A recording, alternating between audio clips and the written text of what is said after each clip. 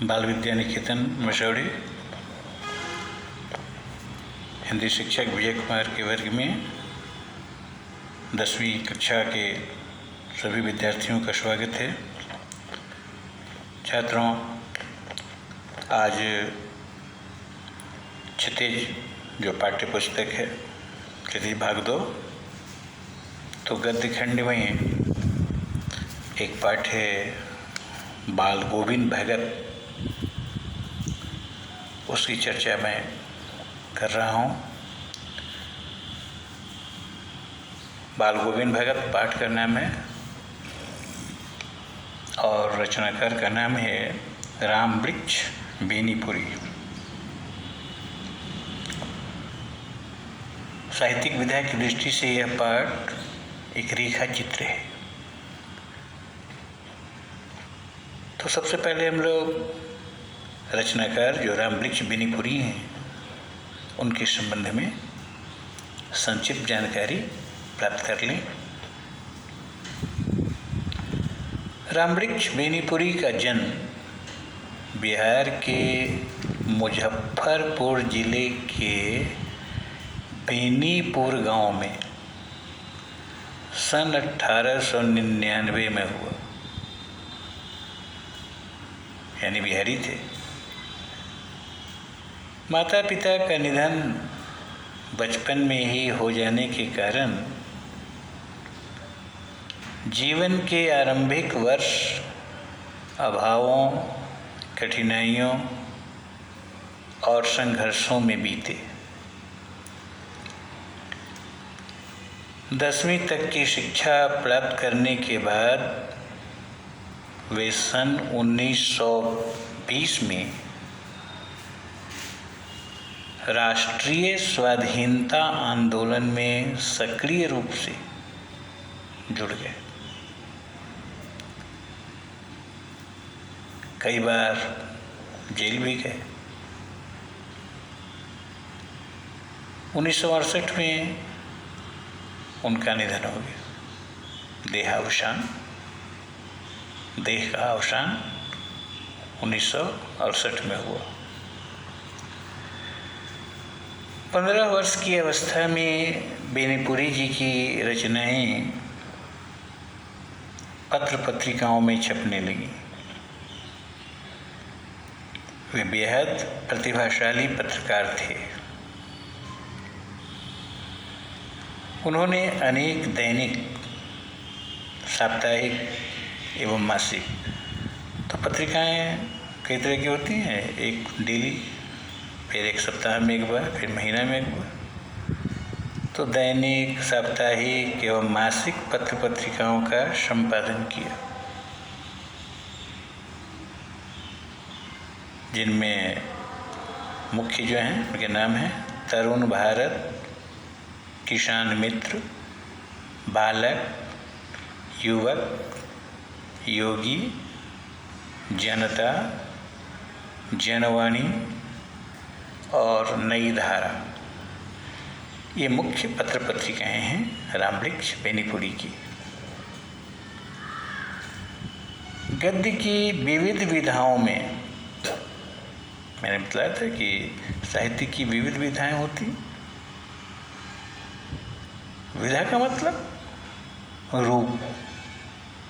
जैसे कोई घटना घटती है तो कोई उस पर कहानी लिखता है, कोई नाटक लिखता है, कोई उपन्यास लिखता है, कोई एकांकी लिखता है। तो ये सब विधाएं हैं। ये साहित्य की बहुत सी विधाएं होती हैं।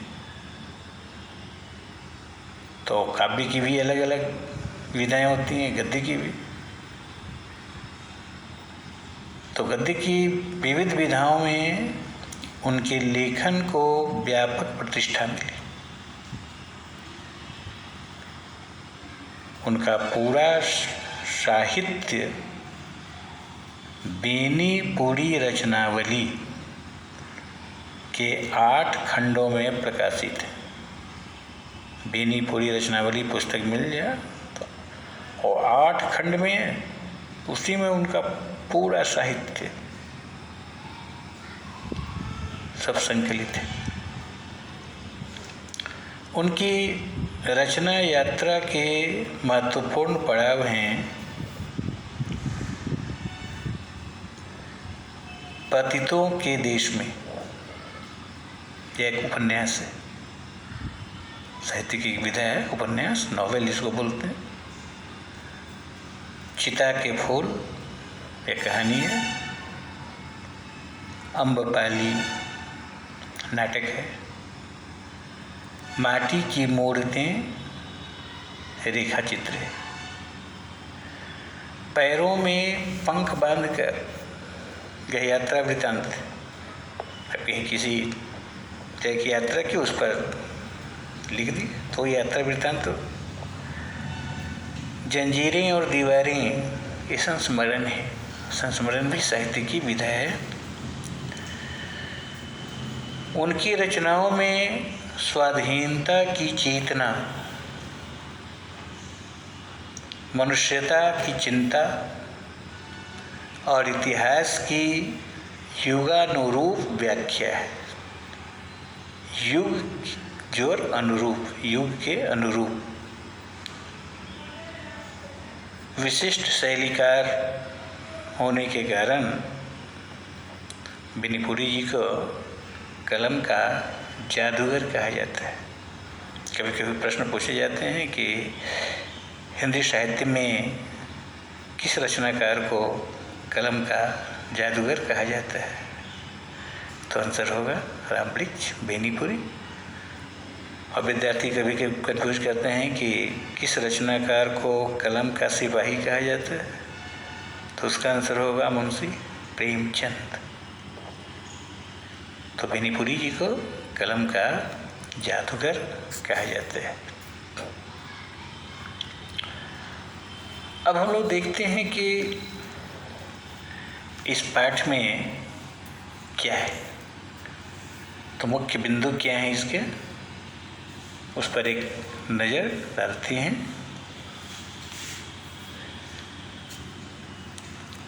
बाल गोविंद भगत ये रेखा चित्र है और इसके माध्यम से लेखक ने एक ऐसे विलक्षण चरित्र का उद्घाटन किया है। विलक्षण, अद्भुत, यूनिक जिसको बोलते, तो ऐसे विलक्षण चरित्र का उद्घाटन किया जो मनुष्यता, लोक संस्कृति और सामूहिक चेतना का प्रतीक है। इस पाठ में एक ऐसा कैरेक्टर है, ऐसा चित्र है जो मनुष्यता, लोक संस्कृति और सामूहिक चेतना सबका सिंबल है, प्रतीक है। यानी संकेत बाल गोविंद भगत की ओर है। वेशभूषा या बाह्य अनुष्ठानों से कोई सन्यासी नहीं होता है।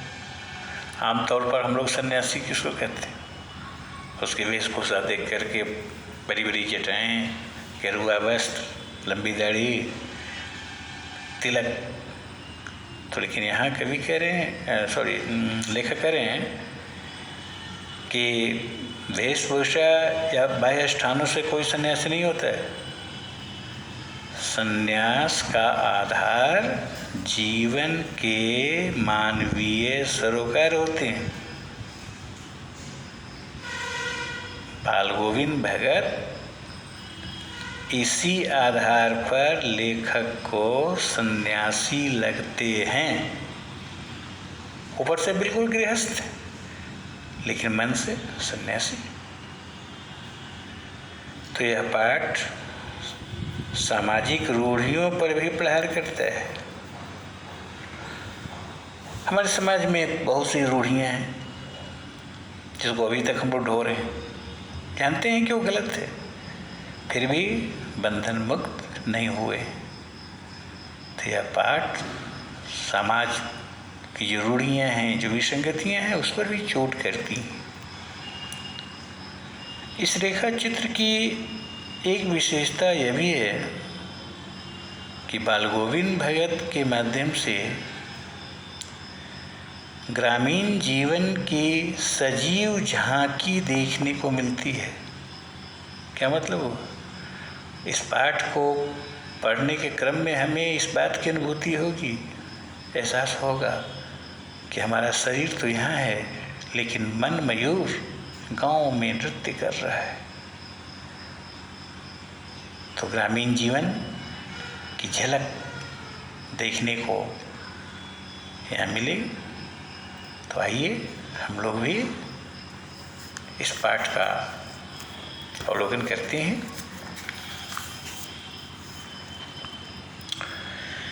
पाठ का नाम है बाल गोविंद भगत।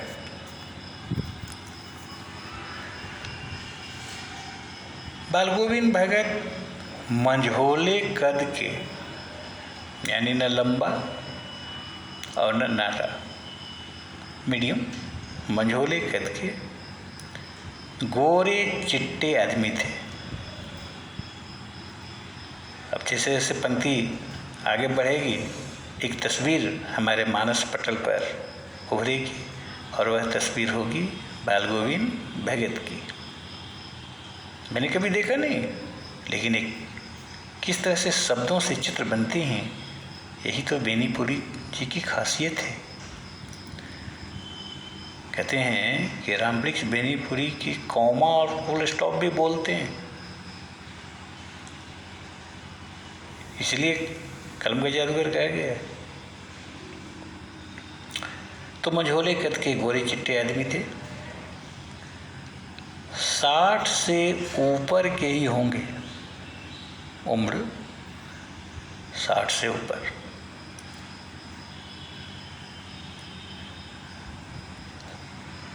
बाल पक गए थे, लंबी दाढ़ी या चटाचूट तो नहीं रखते थे, किंतु हमेशा उनका चेहरा सफ़ेद बालों से ही जगमग किए रहता। कपड़े बिल्कुल कम बांधते, कमर में एक लंगोटी मात्र और सिर में कबीर पंथियों की सी कनफटी टोपी होती थी। अब जो कबीर के अनुयायी हैं, कबीर के विचारों के समर्थक हैं, वो कबीर पंथी कहलाते हैं। तो कबीर पंथी लोग कनफटी टोपी पहनते हैं। तो वही वेशभूषा थी बाल गोविंद भगत की। जब जाड़ा आता, एक काली कमली ऊपर से ओढ़े रहते, मस्तक पर हमेशा चमकता हुआ रामानंदी चंदन, जो नाक के एक छोर से ही औरतों के टीके की तरह शुरू होती, गले में तुलसी की जड़ों की एक बेडौल माला, एक सुडौल माला होती है, बेडौल माला बांधे रहते। तो एक तस्वीर मस्तिष्क में उभर रही, उम्र 60 के करीब, कबीरपंथी टोपी, मंझोले कद के गोरे चिट्टे आदमी, पके बाल, लंबी दाढ़ी या चटाचूट तो नहीं रखते थे, और कपड़े बहुत कम पहनते थे, लेकिन रामानंदी चंदन लगाते थे, और गले में तुलसी की जड़ों की एक माला भी बंधी रहती। ऊपर की तस्वीर से यह नहीं माना जाए कि बाल गोविंद भगत साधु थे। यहाँ लेखक सावधान कर रहे हैं पाठकों को कि पाठक यह समझने की भूल न कर बैठे कि वो कोई साधु थे, वेशभूषा तो ही नहीं, बिल्कुल गृहस्थ थे। ये 4 आश्रम थे, प्राचीन काल में मनुष्य की औसत आयु 100 वर्ष मान करके 4 भाग में बांट दी गई, 25-25 वर्ष का। तो 1 से 25 तक ब्रह्मचर्य आश्रम, फिर 25 से 50 गृहस्थ आश्रम, फिर 50 से 75 वानप्रस्थ आश्रम, और फिर 75 से 100 संन्यास आश्रम। तो गृहस्थ आश्रम की बात हो रही है। वे गृहस्थ थे, उनकी गृहिणी की तो मुझे याद नहीं है, उनके बेटे और पतोहू को तो मैंने देखा था। मैंने यानी लेखक ने, रामवृक्ष बेनीपुरी ने। थोड़ी खेती बाड़ी भी थी, एक अच्छा साफ सुथरा मकान भी था, किंतु खेती बाड़ी करते, परिवार रखते भी फाल्गुन भगत साधु थे। ये परस्पर विरोधी बातें मन में उठ रही। खेती बाड़ी भी करते, परिवार भी रखते और साधु भी। बात कुछ अटपटी सी लगती है, लेकिन है सत्य। साधु की सब परिभाषाओं में खरे उतरने वाले, चाहे साधु की कोई भी परिभाषा आप ले, सब परिभाषा पर ही खरे उतरेंगे। कबीर को साहब मानते थे, उन्हीं के गीतों को गाते, उन्हीं के आदर्शों पर चलते, कभी झूठ नहीं बोलते थे, खड़ा व्यवहार रखते, किसी से भी दो टोक बात करने में संकोच नहीं करते थे। जो सच्चाई रहती उसको व्यक्त करना, उन्हें किसी से किसी बात का डर नहीं था। न किसी से खामखा झगड़ा मोल लेते, कोशिश करते थे कि झगड़े की स्थिति उत्पन्न ही न हो। तो यह सहनशीलता थी उनमें। संतों जैसे संत बहुत सहनशील होते, साधु संत की खासियत होती है। किसी की चीज नहीं छूते, न बिना पूछे व्यवहार में लाते। तो इस नियम को कभी कभी इतनी बारीकी तक ले जाते कि लोगों को कुतूहल होता। कभी वह दूसरे के खेत में शौच के लिए भी नहीं बैठते। वह गृहस्थ थे, लेकिन उनकी सब चीज साहब की थी, अपना कुछ भी नहीं। इसका प्रमाण देखिए, जो कुछ खेत में पैदा होता सिर पर लादते और सबसे पहले साहब के दरबार में ले जाते, जो उनके घर से 4 कोस दूर पर था। एक कबीर पंथी मठ से मतलब है, और वहीं जो भी फसल उगती सब वहीं लेके चले जाते। और दूरी देखिए, घर से 4 कोस, 1 कोस में 2 मील।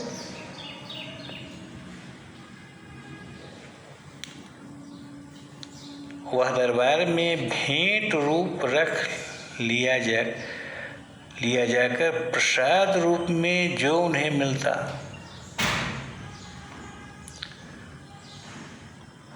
प्रसाद के रूप में, देखिए प्रसाद और प्रासाद युग्म शब्द है। तो प्रसाद मतलब कृपा या नैवेद्य जिसको बोलते हैं, और प्रासाद मतलब महल। तो जो भी अन्न होता है वो ले जाते हैं और उपहार रूप में रख लिया जाता और प्रसाद रूप में जो कुछ मिलता उसे घर लाते और उसी से गुजर चलाते। देखिए कितने बड़े त्यागी थे। इन सबके ऊपर मैं तो मुग्ध था उनके मधुर गान पर। क्या सुरीली आवाज थी। गाते थे तो लोग झूमने लगते थे, जो सदा सर्वदा ही सुनने को मिलते। कबीर के वे सीधे सादे पद, कबीर के पद आप लोग सुने, वे दोहे सुने, जो उनके कंठ से निकलकर सजीव हो उठते थे। वाणी में ऐसी शक्ति थी कि न चाहते हुए भी हमारा मन उस ओर आकर्षित हो जाता। आषाढ़ की रिमझिम है। देखिए दृश्य आषाढ़ का महीना, रिमझिम बारिश हो रही, समूचा गांव खेतों में उतर पड़ा है। अब इसका मतलब ये नहीं है कि खेत गांव में उतर गए, यानी जितने लोग हैं खेती गृहस्थी करने वाले वे खेतों में काम कर रहे हैं। अब कहीं हल चल रहे हैं, कहीं रोपनी हो रही है, धान के पानी भरे खेतों में बच्चे उछल रहे हैं। गांव का दृश्य आंखों के सामने आएंगे।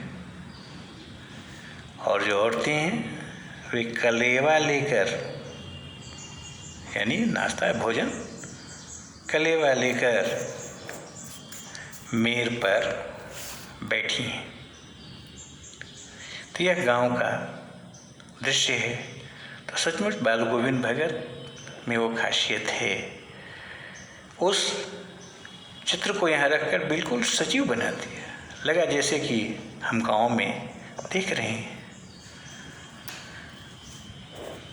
तो आज यहीं तक, कल फिर मुलाकात होगी, शेष बातें अगली बार। तो HW के रूप में आप लोग ऐसा कर सकते हैं कि रामवृक्ष, क्वेश्चन बना लीजिए कि रामवृक्ष बेनीपुरी के जीवन और उनकी मुख्य रचनाओं पर प्रकाश डालें। तो एक या दूसरे रूप में कह सकते हैं कि रामवृक्ष बेनीपुरी का साहित्यिक परिचय दीजिए।